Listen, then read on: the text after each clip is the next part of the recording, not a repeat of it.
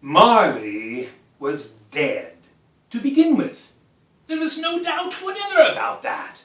The register of the burial was signed by the clergyman, the clerk, the undertaker, and the chief mourner. Scrooge signed it. Old Marley was as dead as a doornail.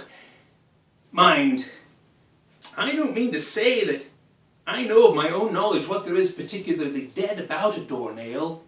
I might have been inclined to regard a coffin nail as the deadest piece of ironmongery in the trade, but the wisdom of our ancestors is in the simile. You will therefore permit me to repeat emphatically that Marley was as dead as a doornail. Scrooge knew he was dead, of course he did. How could it be otherwise? Scrooge and he were partners for, I don't know how many years. The name of the firm was Scrooge and Marley. Scrooge was his sole executor, his sole administrator, his sole friend and sole mourner. And even Scrooge was not so dreadfully cut up by the sad event. Oh, but that he was an excellent man of business on the very day of the funeral.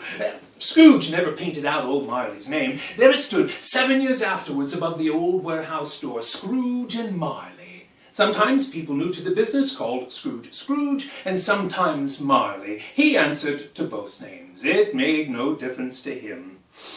The mention of Marley's funeral brings me back to the point I started from. There is no doubt that Marley was dead. This must be distinctly understood, or nothing wonderful can come from the story I am going to relate. If we were not perfectly convinced that Hamlet's father had died before the play began, there would be nothing more remarkable in the old man taking a stroll at night than there would be in any other middle-aged gentleman rashly turning out after dark in a breezy spot to astonish his son's weak mind.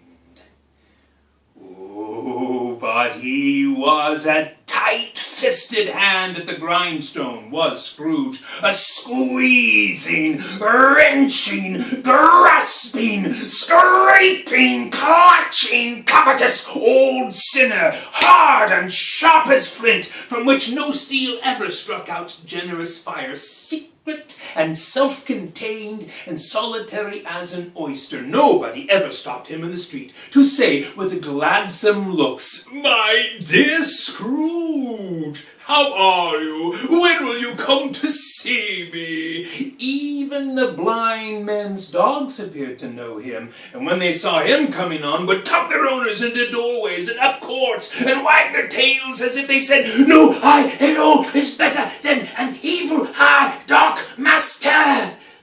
But what did Scrooge care?